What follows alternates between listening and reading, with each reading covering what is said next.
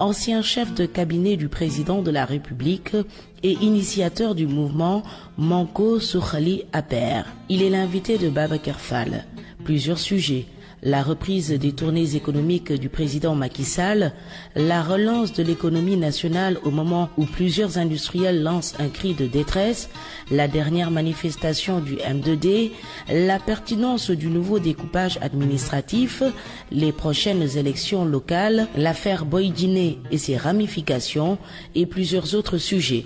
Participez à l'émission en posant vos questions sur les réseaux sociaux avec le hashtag Grand Jury RFM. Moustapha Diakhaté face à Babacar Fall, le Grand Jury, dimanche 11h05 sur RFM. Bonjour à tous, bon dimanche, bienvenue dans ce nouveau numéro du Grand Jury de RFM. Les hostilités reprennent entre le pouvoir et l'opposition, en témoignent les différents discours, les uns les plus corsés que les autres lors de la manifestation vendredi du M2D à Dakar. Pendant ce temps, le président de la République est à l'intérieur du pays. Macky Sall et ses tournées appelées tournées économiques. Le chef de l'État est dans le nord du Sénégal où l'attendent plusieurs revendications dans des zones surtout démunies. Bonjour Moustapha Diakhaté. Bonjour Babacar Fall.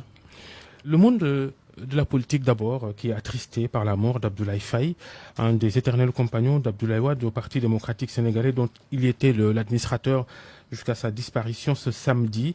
Abdoulaye Faye, ancien député, ancien président du conseil régional de Dakar, votre ancien camarade au PDS. Absolument, un ancien camarade, mais surtout un ancien frère, un compagnon du président Abdoulaye Wade, un acteur de tous les jalons que le SOPI a eu à poser pratiquement depuis 1974. C'est une grande perte pour nous tous, pour tous ceux qui ont vécu sous le SOPI, sous Abdoulaye Wade. C'est pourquoi je m'incline devant sa mémoire. Je prie pour que le bon Dieu subhanahu wa ta'ala l'accueille auprès de lui. Je présente mes condoléances à sa famille et au président Abdoulaye Wade et à l'ensemble de la famille du SOPI et à l'ensemble des acteurs politiques du Sénégal, à l'ensemble du peuple sénégalais. Abdoulaye Faye était une figure de proue de tous les combats que nous avons menés pour la démocratie au Sénégal.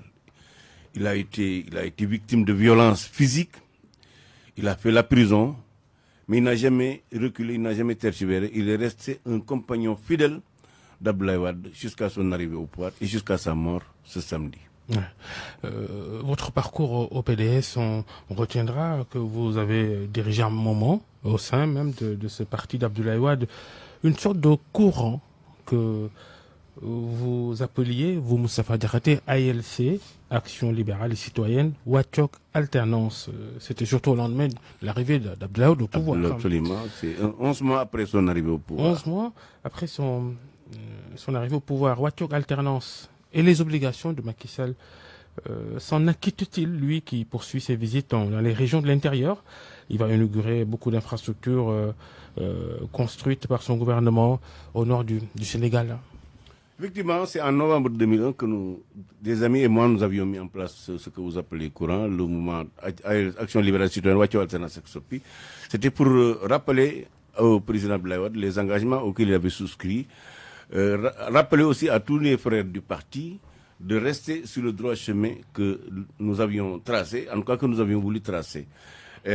Maintenant, pour ce qui concerne le président Macky Sall, je crois que, de mon point de vue, ces visites qu'on appelle visites économiques, pour moi, n'en sont pas une. À la limite, je les considère comme une déambulation politicienne, pour ne pas dire de la provocation. Vous savez, Babacar, au cours de ces dernières années, le Sénégal a rencontré énormément de difficultés. On a connu des inondations avec des morts et des dégâts matériels incommensurables. On a connu l'immigration clandestine avec la mort d'un demi-millier de Sénégalais. On est en train de subir la pandémie du coronavirus avec plus de milliers de morts et pratiquement l'arrêt de la machine économique de notre pays. Et tout récemment, nous avons connu les violences de mars. Je crois qu'un président de la République dont le pays est confronté à autant de problèmes n'a pas le droit de faire de la déambulation dans les régions. Je considère cela comme de la déambulation parce que ce n'est pas des visites économiques. Quand un président se rend dans les régions pour des raisons économiques, la première chose c'est de rencontrer les acteurs économiques. les paysans, les pêcheurs, les artisans. Or, Macky Sall, quand il va là-bas, on mobilise la cour et l'arrière-cour de l'Alliance pour la République de Benno Bokk Yakaar. On les planque dans des cars et sous le soleil pour l'applaudir pour ses inaugurations. Je crois que véritablement, un président qui respecte aussi ses populations, qui respecte ses citoyens, ne doit pas avoir un tel comportement. Vous ne verrez jamais ça aux États-Unis, en France, au Canada, en Angleterre et en Allemagne. Véritablement, je crois que nous devons apprendre à respecter les populations et ne pas. Malheureusement, je crois que le président n'est pas suffisamment conscient des défis auxquels le pays. Il va quand même inaugurer des écoles, une route aussi. Écoutez, Babacar Fall, franchement, pour inaugurer, on n'a pas besoin de mobiliser tout un pays. Écoutez, le président de la République, il est élu par les Sénégalais. C'est eux qui lui payent son salaire, qui lui donnent leur argent pour qu'il travaille pour leur compte. Mais au nom de quoi il doit les mobiliser, flanquer sous le soleil, pour qu'ils dansent à son honneur pour inaugurer des chantiers qui sont construits sur la base de la sueur et des larmes du peuple sénégalais. Donc c'est de la provocation. Et ça, c'est des vieilles pratiques qui datent de l'époque senghorienne. De mon point de vue, le Sénégal doit s'en débarrasser. On ne doit plus voir ces spectacles. Un président qui rentre dans un village ou dans une ville où on l'accueille avec des t-shirts, des tissus.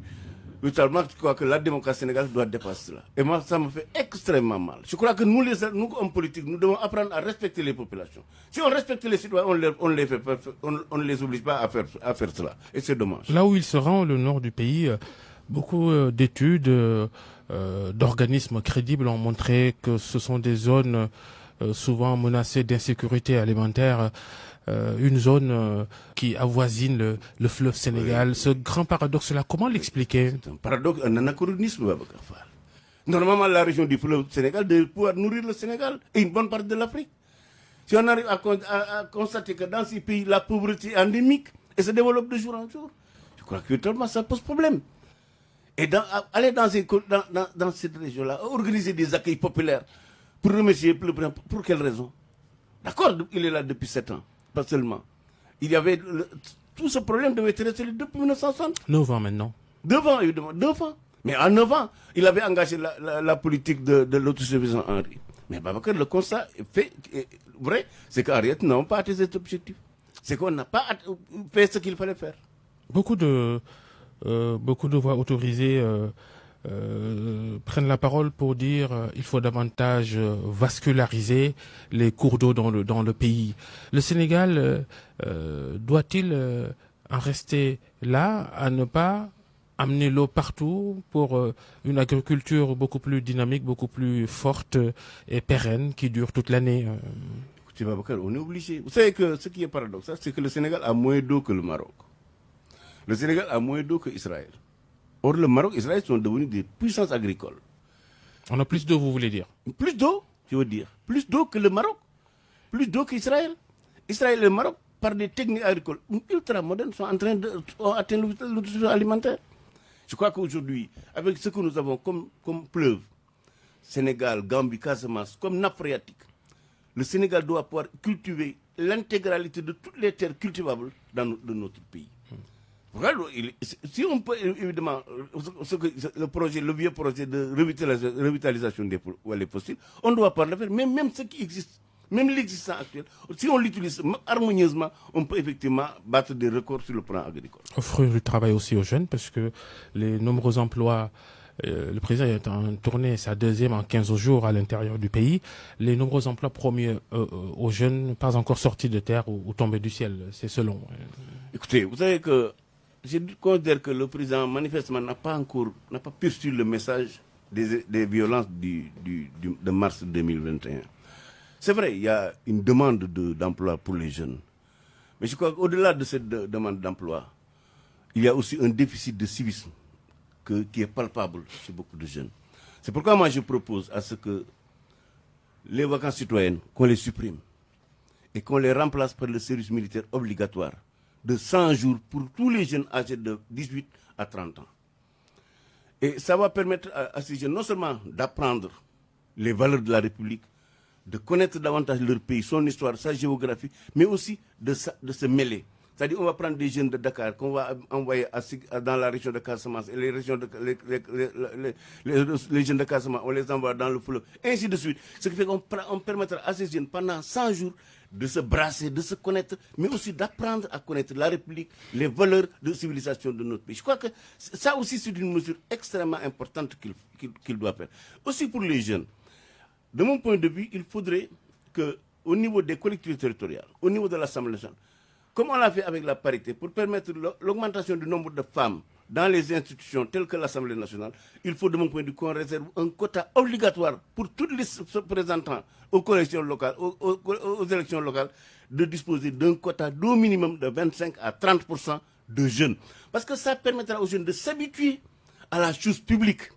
Puisque avec maintenant le système de service militaire obligatoire, et ensuite, plus maintenant le quota des jeunes, ça permettra à notre jeunesse de s'habituer très tôt à la chose publique et donc à assumer des responsabilités. Je crois que c'est cette façon-là qu'on va faire pour fortifier le civisme et le patrimoine de nos jeunes et ne pas seulement les considérer comme des tubes digestifs, des gens qui agissent parce qu'ils ont faim. C'est vrai qu'ils ont faim, mais de mon point de vue, il y a un déficit de citoyenneté, de patriotisme, de civisme qui est patent et de mon point de vue, il faut le combler et très rapidement. Après ces événements de mars, vous faites partie de ceux qui ont joué les médiateurs pour que les violences cessent. Vous aviez, vous et d'autres personnalités du pays, obtenu une sorte de cessez-le-feu. Mais aujourd'hui, on semble retourner à la case départ. Les discours politiques se durcissent en tout cas. L'opposition et certains mouvements de la société civile réunis dans le M2D semblent reprendre la hache de guerre avec ce rassemblement sur la place de la Nation à Dakar avant-hier. C'était pour réclamer la libération de tous les prisonniers écroués lors des manifestations de mars. Alors, l'accord est-il aujourd'hui rompu ? Écoutez, en fait, je crois qu'il n'y avait pas d'accord, en fait. Moi, personnellement, je suis intervenu sur la demande de mon ami Alioune pour jouer les médiations pour que les violences s'estompent. Parce que quand même, on a frôlé la catastrophe, Babacar, entre le 3 mars et le 8. Et le 8, c'était le jour de tous les dangers où, véritablement, le Sénégal pouvait s'écrouler. On a frôlé quoi, à votre avis ? On a frôlé la catastrophe, on a même frôlé la prise du pouvoir par l'armée ou bien par la rue. Ce qui serait un échec terrible pour notre pays. Quand même, bon an, mal an, depuis 1960, nous avons mené une vie démocratique continue, une vie républicaine continue, sans interruption militaire.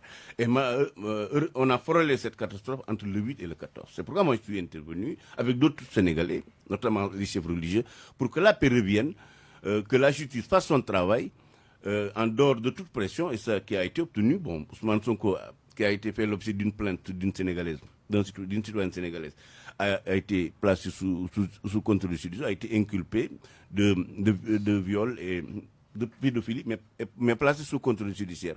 Et à cette époque, quand même, la paix est revenue. Je crois que cette paix-là, il faut la consolider. Maintenant, pour la consolider, il faut de la responsabilité. Parce qu'en fait, moi, ce qui me pose au M2D, c'est que je ne crois pas qu'il lutte pour la démocratie.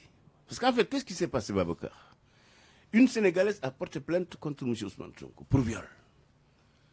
M. Ousmane Sonko, au lieu de faire face à son accusatrice, a politisé une affaire qui relève du privé en disant qu'il est victime d'un complot d'État ourdi par le président de la République, le ministre de l'Intérieur et le procureur de la République. Or, dans les faits démontrent, si besoin en était, qu'il n'y a pas l'ombre d'un complot d'État contre Ousmane Sonko. En fait, il a politisé quelque chose du relève du privé. Mieux, il a insurrectionnalisé quelque chose du relève du privé. Et les Sénégalais de bonne foi ont cru qu'il était victime d'un complot, ont répondu. Mais manifestement, aujourd'hui, il est clair qu'il n'y a pas l'ombre d'un complot. Donc, ce qu'il reste à faire, c'est de laisser la justice faire son travail pour que la plainte aboutisse soit par un jugement ou bien par un non-lieu. Mais ça, c'est la justice qui doit... Pour vous, ce dossier, il ne doit pas être enterré pour vous? Non, il ne doit pas être enterré. En tout cas, si ça doit être enterré par la justice, par absence d'éléments probants. Mais la justice estime que les accusations qui sont formulées au Ousmane Sonko sont suffisamment sérieuses, il doit être poursuivi. Je considère qu'il doit toujours bénéficier de la présomption d'innocence, mais aussi la même présomption, Aïssa doit en bénéficier parce que c'est les citoyens de la République. Donc, aujourd'hui, c'est la justice qui doit faire ça. Maintenant, manifestement, le M2D veut soustraire M. Sonko de la justice et de ses amis, et ce qui est inacceptable. On ne peut pas vouloir en même temps combattre l'immixtion du président public dans la marche du pouvoir judiciaire et demander à ce que la rue débouche sur l'arrêt d'un processus judiciaire entre des citoyens de la République. C'est tout le monde qui a politisé ce dossier au pouvoir comme opposition. Hein. En fait, pour ce qui concerne l'affaire Adji Sarr, je crois que le premier à politiser, c'est Ousmane Sonko, qui a dit que c'est un complot, un complot d'État, ourdi par le président de la République, le ministre de l'Intérieur et le procureur de la République. Ensuite, il l'a insurrectionnalisé. Évidemment, dans le passé et dans un passé récent, les Sénégalais ont constaté que le président Macky Sall a eu à utiliser la justice pour régler des comptes à des adversaires politiques. C'est ce comportement-là du président Macky Sall et même de ses prédécesseurs qui ont fait qu'il y a un terreau fertile sur lequel M. Ousmane Sonko a déroulé ses accusations et a fait croire aux Sénégalais qu'il était victime d'un complot pour qu'il ne se présente pas en 2024, alors qu'il n'en est rien. Et lui-même, il sait qu'il n'en est rien. Pour vous, ces 13 morts officiels, en tout cas lors de ces manifestations de mars, ça ne doit pas être passé par pertes et profits. Absolument. La lumière doit être faite sur cette question-là, Babacar. Et je vois, souvent, on les présente comme des martyrs. Un martyr, c'est quelqu'un qui est mort pour une cause, notamment une cause juste. Vous semblez dire... Mais ils sont morts par la manipulation, par un mensonge. Parce que ces gens-là sont descendus dans la rue, croyant fermement qu'il y avait un complot ourdi par l'État contre Ousmane Sonko, alors qu'il n'en est rien. Donc c'est la base d'un mensonge qu'on les a mobilisés. C'est la base d'un mensonge qu'ils ont été tués. Donc par les présenter comme des martyrs, ils sont victimes de manipulation, et surtout de M. Ousmane Sonko. Vous semblez dire que le M2D n'a pas sa raison d'être. Absolument, ça n'a pas sa raison d'être. Si c'est pour vraiment soustraire M. Sonko de la justice, non seulement n'a pas sa raison d'être, mais elle doit cesser d'exister. Parce que quand même, nous sommes dans un pays où on ne peut pas permettre à ce que... Moi, je refuse à ce que le président Macky Sall exerce la pression, c'est-à-dire intervient dans la justice. La même chose, je le refuse à tout citoyen de la République, à toute organisation. Personne n'a le droit de pousser la justice dans un sens ou dans un autre. L'indépendance de la justice, ce n'est pas seulement justice indépendante vis-à-vis du pouvoir judiciaire. La justice aussi doit être indépendante des partis et mouvements politiques, des religions et des pouvoirs financiers. L'indépendance de la justice, ce n'est pas du self-service, c'est un tout. On ne peut pas reprocher à Macky Sall de s'immiscer dans la masse de la justice et en même temps s'organiser pour soustraire quelqu'un des mains de la justice parce que c'est un homme politique. La manifestation de vendredi du M2D, c'était aussi pour demander la libération de toutes ces personnes arrêtées pendant arrêtées et écrouées pendant ces manifestations de mars. C'est une revendication légitime, non? Écoutez, Babacar, sur ce point, moi je suis d'accord avec le M2D. Les gens qui sont arrêtés doivent être libérés. Dans la mesure où l'auteur principal de l'appel à l'insurrection, au mortel combat, M. Ousmane Sonko, est libre comme l'air. Évidemment, si Ousmane Sonko, qui a appelé à ces manifestations, et manifestations qui ont occasionné des jacqueries, des morts d'hommes, de destruction de biens appartenant à autrui, lui, il est libre comme l'air. Ceux qui ont les exécutants de mon pays, il faut les libérer. Je suis d'accord, effectivement, qu'il faut libérer ces gens-là. Celui qui doit être à leur place en prison, c'est Ousmane Sonko, pour avoir appelé sur la base d'un mensonge à un combat mortel qui a entraîné la mort de 14 Sénégal et des destructions de biens appartenant à autrui.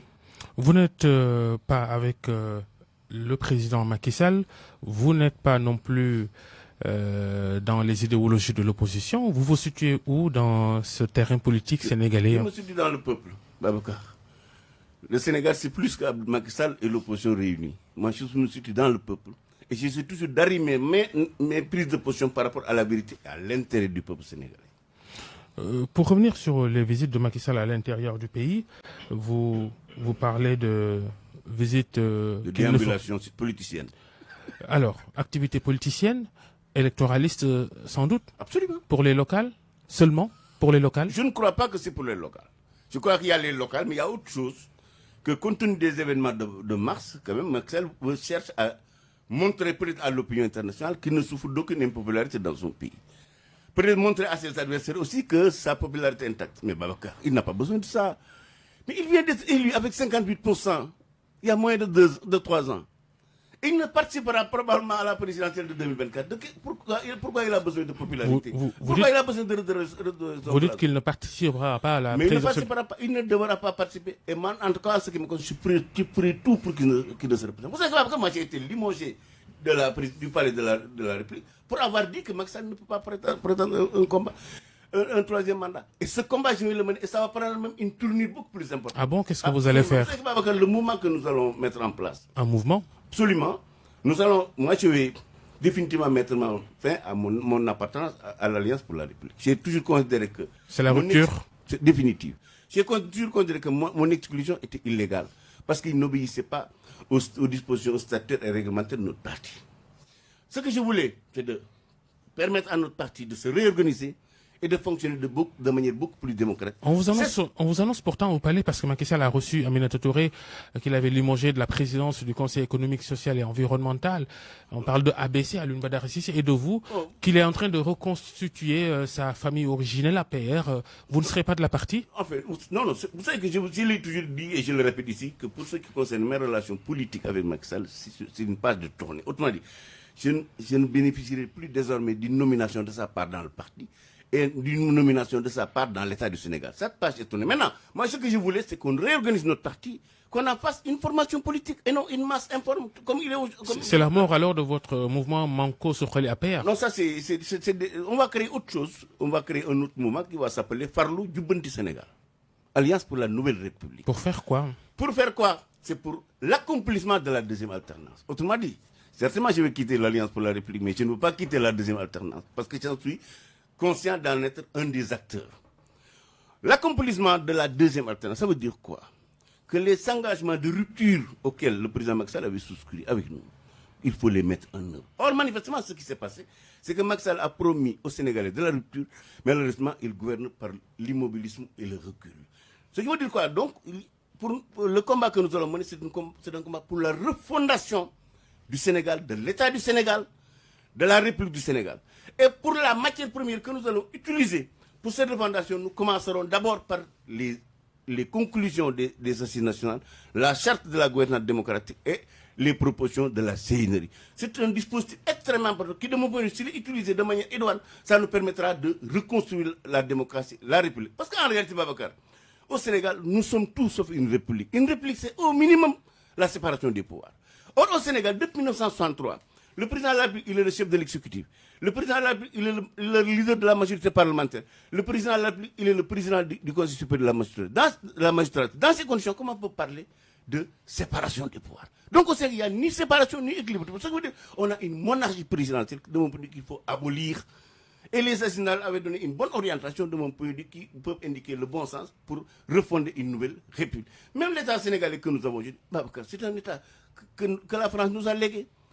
C'est du plaquage. On a importé la constitution de la 5e République. On a importé l'organisation et le fonctionnement de l'État français. Et hors de mon point de vue, quand même, les Sénégalais doivent être capables de fermer la page coloniale, le passé colonial de notre pays, pour créer un nouveau pays, de nouvelles institutions, un nouvel État, une nouvelle démocratie, une nouvelle justice, une nouvelle économie tournée vers les intérêts des populations. Cela est possible et les réflexions existent. Et les Sénégalais de bonne volonté pour réaliser ce. Vous savez que Babacar, quand même, avant la colonisation, mais ce qu'on appelle le Sénégal aujourd'hui, les 197 000 km, il y a des Sénégalais, des populations qui ont existé, ils ont formé des États. Avant même l'islam, les Sénégalais ont existé. Alors, je ne vois pas en quoi nous devons continuer à singer, à imiter la France pour tout ce qu'il fait. Sinon, notre indépendance, c'est une indépendance de façade. Il nous faut d'abord culturellement qu'on soit indépendant, qu'on prenne nos destins en main pour refonder un État par les Sénégalais et pour les Sénégalais. Et je crois que moi, j'aurais bien aimé que... Expliquez-nous ça, comment vous allez faire. Mais écoutez, vous parlez des assises nationales et de la commission Mbao sur la réforme des institutions. Ça sera une relecture, une réécriture, une réappropriation des conclusions des assises nationales, de la charte de la bonne gouvernance, de la gouvernance démocratique et des propositions de réforme de la CNRI.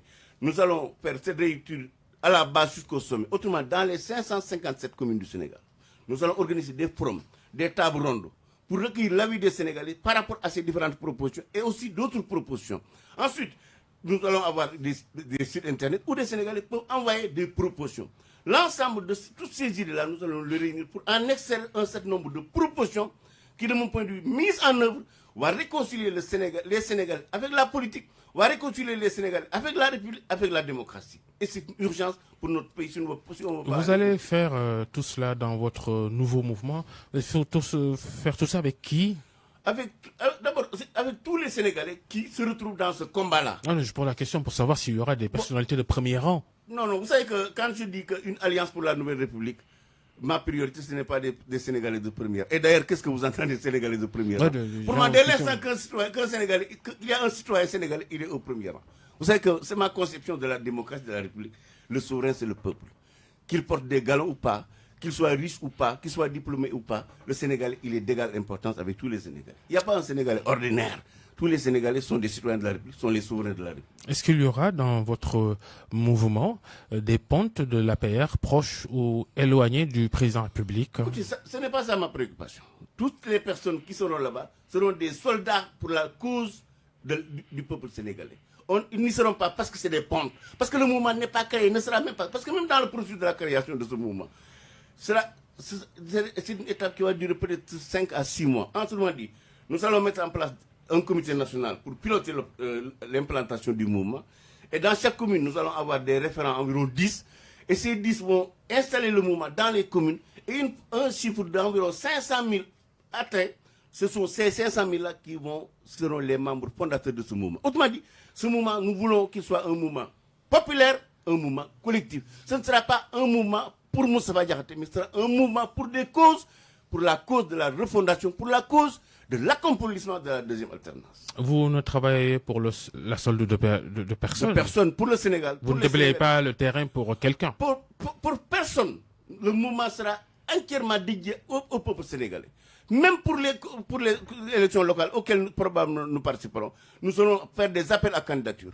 Des Sénégalais qui veulent s'initier à la chose publique dans leur localité, qui pensent qu'ils doivent intervenir, représenteront au minimum 60% de nos listes. Ce sera la même chose pour les législatives. Maintenant, une fois ces deux combats gagnés... Ça veut dire que vous allez plonger déjà dans les locales. Non, on y est déjà. Les locales, on y est déjà.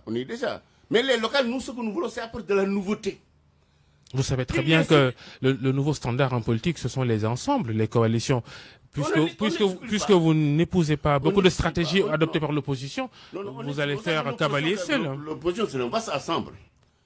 Probablement, nous ne serons pas avec tous les opposants, mais il y a dans l'opposition des cadres. Les plus en vue, c'est important. Mais en tout cas, je ne sais pas les plus en vue, mais en tout cas, ceux que nous choisirons pour travailler avec eux seront les plus désintéressés, les plus engagés et les plus utiles pour notre pays. Vous n'aviez pas terminé tout à l'heure votre raisonnement sur le troisième mandat auquel vous vous opposez. Vous sembliez dire que vous préparez quelque chose. Oui, ce qu'on appelle, c'est l'opération 5 millions de non au troisième mandat. Une pétition? Une pétition physique et par Internet. Nous voulons recueillir 5 millions de signatures pour dire non au troisième mandat. Une fois ces signatures réunies, nous allons les remettre au président pour dire que les Sénégalais souhaitent que vous ne participez pas à la présidentielle 2024. Ces pétitions-là, nous allons les remettre à l'ensemble des chefs religieux du Sénégal. Nous allons les remettre au président de l'UEMOA, de la CEDEAO et de l'Union africaine et du président de l'OCI. Pour leur dire, au président Macky Sall que sa participation à la présidentielle 2024 est inacceptable et doit être dénoncée et combattue. Ce combat-là, parce qu'en réalité, nous le faisons pour la paix au Sénégal. Les événements que nous avons connus en mars, moi je suis persuadé que si le président va dans le sens d'un troisième mandat, de vouloir demander un troisième mandat, nous risquons de connaître pire que ce que nous avons vécu en 2011. Or, Babacar, moi je veux que ce pays soit dans la paix, que le débat politique soit un débat démocratique, débat d'idées, de propositions. Et cela, je le dis d'autant plus pour le président Macky Sall, parce que lui qui a mis dans la Constitution, nul ne peut faire plus de 2 mandats. Il a écrit même dans un livre que lui-même, il ne briguera pas un troisième. Malheureusement, il y a des turiféraires, des courtisans qui gravitent autour de lui, qui veulent l'amener à changer de vie, à se dédire. Ces gens-là ne puisqu'il l'a dit et écrit... à quoi bon alors lancer votre mouvement, votre pétition? Parce que chaque jour vous entendez au sein de la coalition Benno Bokk Yakaar ou de la paix, des gens disent que Macky Sall peut avoir 1000 mandats s'il le veut. Le principal concerné n'a pas tranché. Effectivement, mais les pressions que ça s'exerce sur lui, ça peut faire mouche. Ça peut faire mouche. Moi, je sais qu'Abdoulaye Wade en 2000... Vous connaissez le personnage. Est-ce que Macky Sall est du genre à prendre cette décision-là en 2024 de dire je me représente? Mais écoutez, en tout cas pour le moment, il a dit qu'il ne se représentera pas. La Constitution le lui interdit. Mais ce qui est bizarre, c'est qu'à chaque fois que quelqu'un dit qu'il ne peut pas se représenter, il doit pas se représenter. Il est limogé. Sur la Constitution, les Sénégalais sont partagés entre les différentes interprétations d'experts. D'accord, mais les Sénégalais sont partagés, mais Macky Sall n'est pas partagé par rapport à la disposition constitutionnelle. C'est lui-même qui avait mis cette disposition selon laquelle nul ne peut faire plus de 2 mandats. C'est lui-même qui l'a intégré dans la nouvelle constitution. Lui-même, il a écrit noir sur blanc dans un livre qui ne se représente pas pour un troisième mandat. Malheureusement, ce qui est bizarre, à chaque fois que quelqu'un de son camp dit qu'il ne peut pas se représenter, il le limoge. Et d'autres, ceux qui disent qu'il peut avoir autant de mandats qu'il le voudra, il les laisse en paix. Ça pose problème. Ça pose problème. C'est pourquoi les limos, mon limoçage, ainsi que celui de Sorikaba et de Maître Diop, ont jeté en tout cas, ont troublé l'opinion. Les gens pensent qu'il veut aller dans ce sens-là. Or, de mon point de vue, il n'est pas de son intérêt, il n'est pas de l'intérêt du Sénégal que le président Macky Sall tente de se représenter. Ça va être extrêmement dangereux pour notre pays. Or, pour éviter des catastrophes, des violences à notre pays, en tout cas, moi, je vais me mobiliser, et je vais tout faire pour mobiliser tous les Sénégalais qui le souhaitent pour que nous disions, et de manière très nette et claire, au président Macky Sall qu'il ne peut pas se représenter. Et nous lui demanderons de dire qu'il ne se représentera pas. Comme ça, il y aura la tranquillité, il va jouir de la confiance probablement de tous les acteurs politiques, et il va organiser son parti et sa coalition pour trouver un candidat à sa succession. Vous comptez lancer cette pétition anti-troisième mandat quand? Bientôt, une fois le mouvement lancé, Jubanti Sénégal, Alliance pour la Nouvelle République, son premier chantier, c'est le chantier de la pétition non au troisième mandat. Évidemment, le deuxième chantier, c'est les locales. Le troisième chantier, c'est les élections législatives. Parce qu'en même temps qu'il y a la pétition, il faudrait tout faire pour battre Benno Bokk Yakaar lors des élections locales, battre Benno Bokk Yakaar lors de les législatives de 2022. Cela sera suffisamment des signaux forts pour dissuader le président Macky Sall et ce qui le pousse à aller à un troisième mandat d'être candidat. Vous vous radicalisez davantage contre la gouvernance Macky Sall. Qu'est-ce qui s'est passé? Certains ont essayé de vous rapprocher après votre départ du palais présidentiel, du poste de chef de cabinet. Qu'est-ce qui s'est passé entre-temps? Non, je ne me suis pas radicalisé. Vous savez que quand je disais qu'il ne peut pas présenter un troisième mandat, j'étais déjà dans son cabinet. Et c'est le lendemain qu'il m'a limogé. Quand il m'a exclu du parti, j'étais toujours là. Non, il ne s'agit pas d'une radicalisation. C'est lui-même qui ne peut pas tolérer qu'une voix libre et forte s'exprime au sein de la majorité Benno Bokk Yakaar et de l'Alliance pour la République pour dire non au troisième mandat. Maintenant, ce qu'il veut m'empêcher de faire au niveau de la coalition et de son cabinet, je vais le faire dans le peuple sénégalais, avec le peuple sénégalais. Moustapha Diakhaté, notre invité devant le grand jury de RFM. Alors, une pétition pour un objectif de 5 millions de 5 signatures. 5 millions de non au troisième mandat. 5 millions de signatures, Oui, c'est pas donné là tout de suite. Oui, c'est pas donné, mais je crois que le peuple sénégalais est capable de relever ce défi. Parce que d'autant plus qu'on peut adhérer, on peut signer la pétition à l'internet. Il y aura aussi des papiers physiques qu'on va distribuer sur l'ensemble du territoire avec nos référents communaux.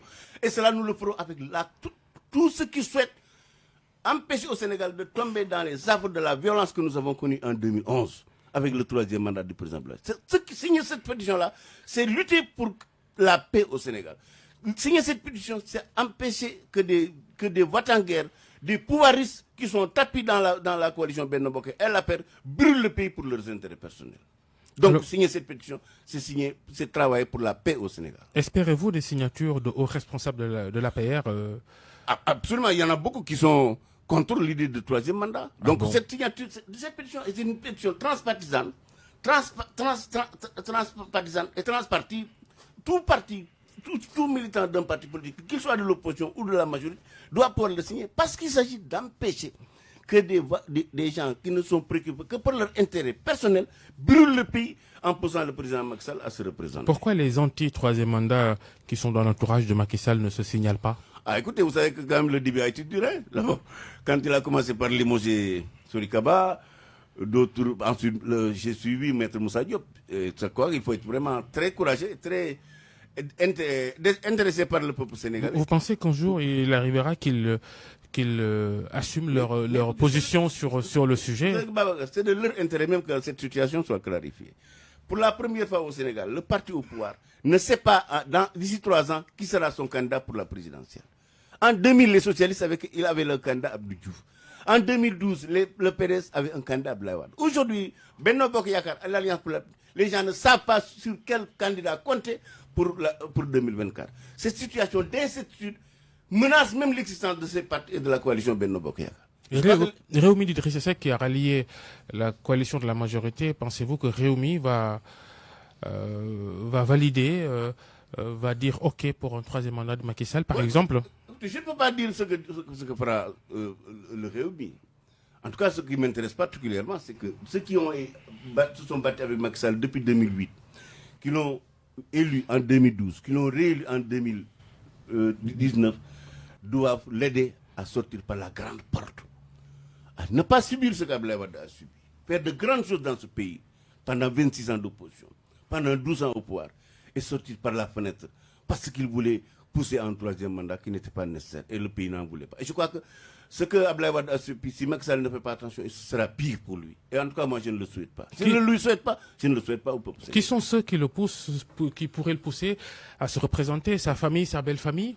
Non, je n'ai pas entendu sa famille ou sa belle famille. Ce que j'entends, c'est que des responsables de très haut niveau de l'Alliance pour la République et de Benno. Je pose la question parce que vous revendiquez votre amitié avec sa famille, sa belle famille, son épouse. Oui, bien sûr.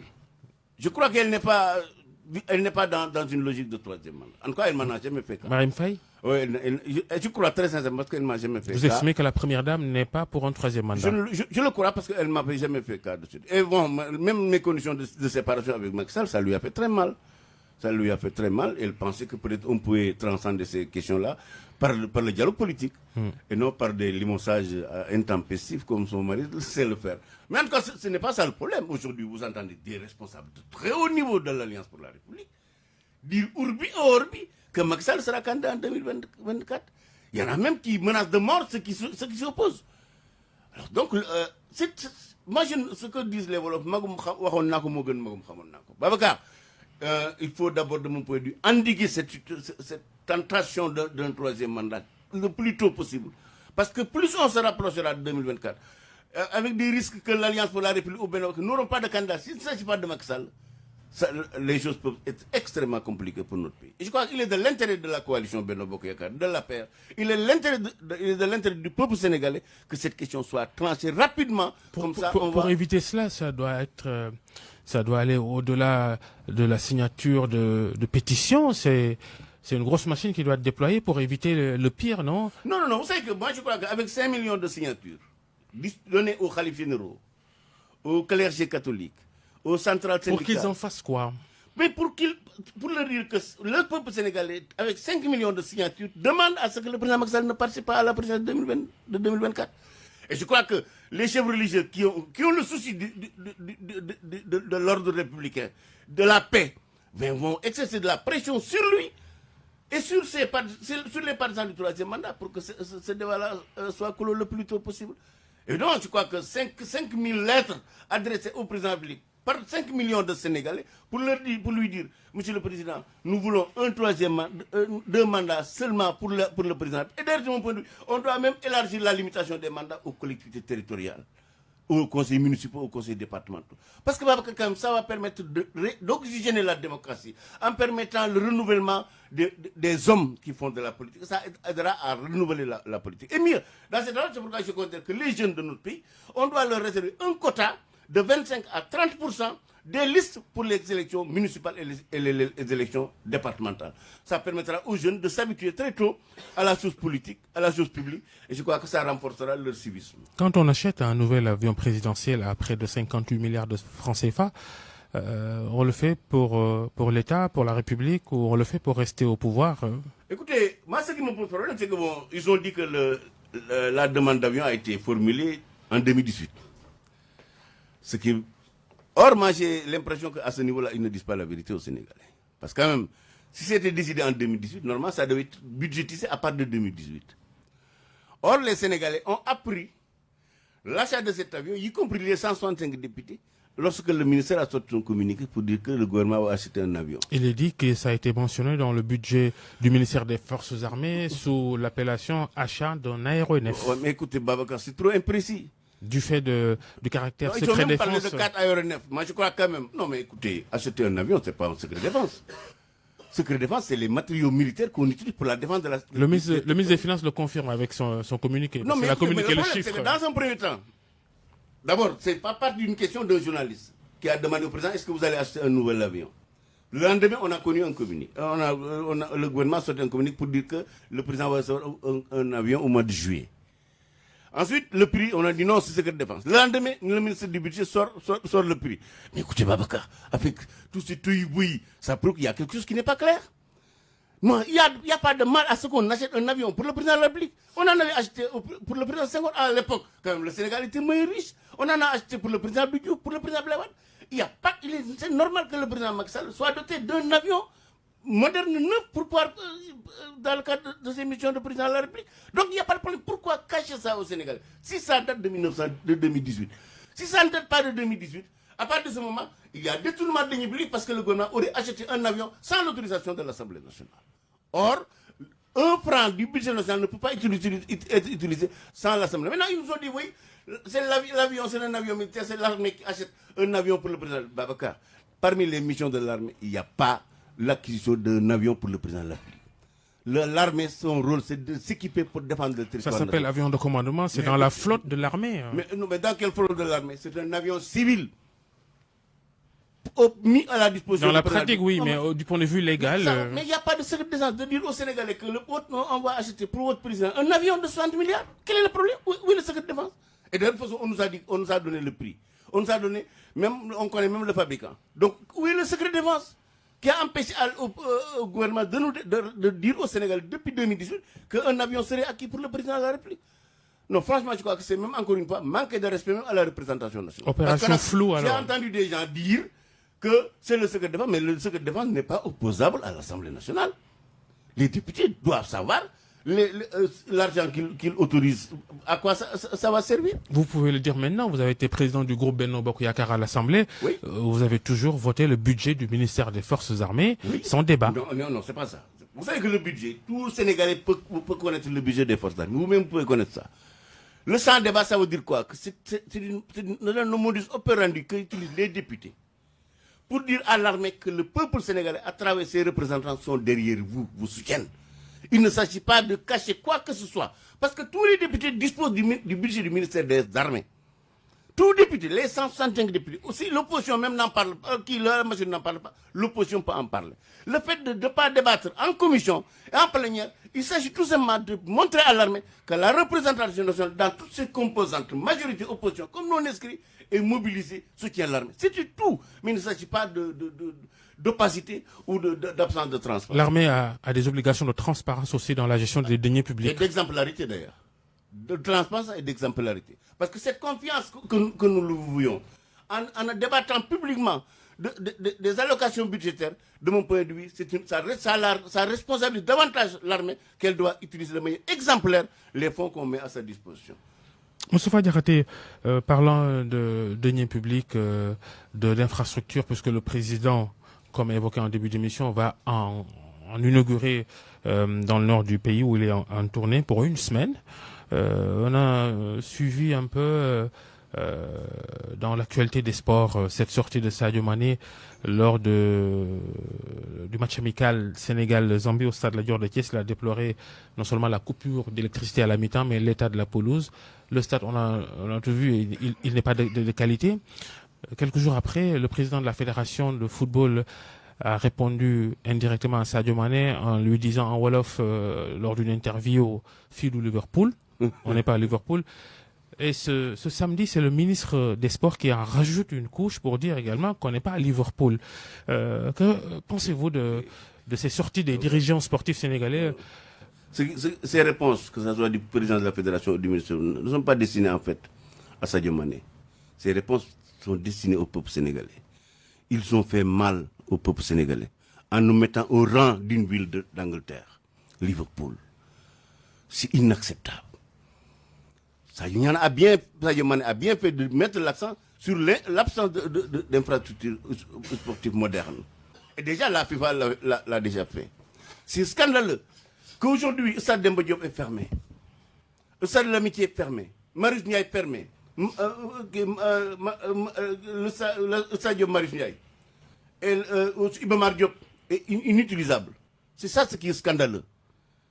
Et répondre à Sadio Mané en disant que le Sénégal, c'est pas le but, c'est insulter le peuple sénégalais. Le Sénégal est un pays. Ce n'est pas au niveau d'une ville d'Angleterre. Nous pouvons être pauvres, mais nous ne devons pas quand même nous laisser piétiner. Et d'ailleurs, Moi, je comprends parfaitement pourquoi d'ailleurs en Occident, les gens considèrent les Africains comme des pestiférés et qu'il faut exclure. Parce qu'en fait, nous-mêmes, nous ne savons pas nous faire respecter. Moi, ces propos sont inacceptables. Et voilà surtout de deux hommes pour qui j'ai beaucoup de respect. Augustin Senghor et Matarba. Ils doivent retirer ces propos-là et présenter leur excuse au peuple sénégalais. Parce qu'en fait, en nous mettant au rang d'une ville d'Angleterre, en disant que Liverpool est mieux que le Sénégal, c'est inacceptable. C'est faux. Parce que déjà, le stade de 150 milliards que Maxal... Le stade de Diamniadio. Oui. Et alors, pourquoi donc... Et puis, si on n'est pas Liverpool, pourquoi on achète un avion pour le président de la République pour un montant de 60 milliards? Est-ce que Liverpool a un avion de 60 milliards? Vous êtes journaliste, Babacar, il faut vérifier ça. Est-ce que Liverpool dispose d'une flotte, d'un avion de 60 milliards? La crainte des sportifs sénégalais, c'est de voir un stade, un bijou de 150 milliards à Diamniadio qui va être une sorte d'arbre qui cache une forêt de stades impraticables. Babacar, il n'y a plus de stade à Dakar. Avant d'engager à construire un stade de 60 milliards à Diamniadio, avant d'engager la construction de Dakar Arena à Diamniadio, là où il ne vit pas, il y a presque personne, il fallait d'abord refaire le stade Marius Ndiaye, le rendre fonctionnel, refaire le stade Marius Ndiaye, Demba Diop, Léopold Senghor. Léopold Senghor, pour les mettre aux normes internationales. À partir de ce moment, vous pouvez ajouter un autre stade dans la mesure où, si vous regardez par exemple, je prends l'exemple du basket, la population dakaroise qui fait du basket ne vit pas à Diamniadio. C'est dans le département de Dakar essentiellement. Je crois qu'il fallait d'abord réfectionner ces stades, les mettre aux normes, Demba Diop, Marius Ndiaye, Iba Mar Diop, et ensuite maintenant, attaquer un nouveau chantier de construire des stades modernes. Ça on peut comprendre. Mais quand même, vous laissez un stade aussi grand que Demba Diop, avec l'amitié, sa position stratégique, Demba Diop avec sa position stratégique, vous les laissez dans le délabrement total pour construire un nouvel. En réalité, Babacar, ce que Maxal veut dire, veut faire, c'est de lui-même, de s'approprier ces stades. Dire que bon, les stades qui ont été faits par Diouf, par Senghor, c'est pas mon problème. C'est oublier même le sens de la continuité de l'État. La continuité de l'État, ça fait partie d'entretenir les infrastructures que nous avons héritées de nos prédécesseurs. Je crois que ce qu'on doit faire, c'est immédiatement engager les constructions de ces stades de Dakar au lieu de même de terminer. Ils disent que c'est prévu, mais c'est extrêmement lent. On vous comprend, vous êtes un citoyen de Dakar. C'est même votre périmètre politique. Pas que ça. Oui, mais ça me permet d'embrayer sur la dernière question qui va me prendre 1-2 minutes. Le redécoupage de la région de Dakar. Écoutez, vous savez que pour moi, je crois que le problème, c'est un redécoupage politicien. Et ce qui me pose problème, c'est ce qui se passe à Babylore. Vous savez que lorsque Abdoulaye Wade avait fait son découpage-là, qui avait entraîné mort d'âme, le président Macky Sall s'était engagé de réparer ça dès son élection. Pourquoi il ne l'a pas fait depuis 2012? Mieux, Babacar Fall. Le vrai découpage dont le pays a besoin, c'est de passer de 557 communes à 133 communes. Le Sénégal n'a pas besoin de 557 communes. De mon point de vue, les arrondissements qu'on doit ériger en communes. Regardez le département de Dakar, ce petit bout de terre, on a 19 communes. Mais ça n'a pas de sens, on doit ériger les arrondissements en communes.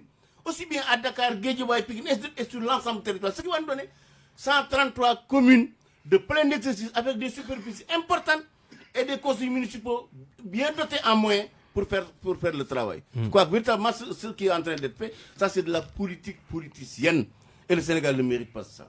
Merci en tout cas Moustapha Diakhaté d'être passé devant le grand jury de RFM, ancien président du groupe Benno Bokk Yakaar à l'Assemblée nationale, ancien chef de cabinet du président de la République, dont vous annoncez la fin de vos relations politiques dans cette émission définitivement, puisque vous lancez un nouveau mouvement. Malgré le nouveau mouvement et la rupture des fonds politiques, moi je demande au président de la République, en plus des 60 000 jeunes qu'il veut recruter, d'agir sur la TVA, de baisser la TVA, de faire passer la TVA de 18 à 6% pour permettre aux Sénégalais de souffler. De souffler, parce que les Sénégalais sont fatigués. Ensuite, maintenant, pour ce qui concerne les loyers, la loi qu'on avait adoptée en 2014 est de tomber en désuétude. Babacar, on doit la refaire vivre pour imposer la baisse drastique des loyers en attendant la mise en place d'une loi d'encadrement des loyers dans les villes du Sénégal. Parce que quand même les prix sont exorbitants et les Sénégalais sont petits. Dans cette émission, vous avez également annoncé le lancement d'une pétition. Objectif 5 millions de signatures, pétition anti-troisième mandat de Macky Sall. Merci d'être venu, merci aux équipes.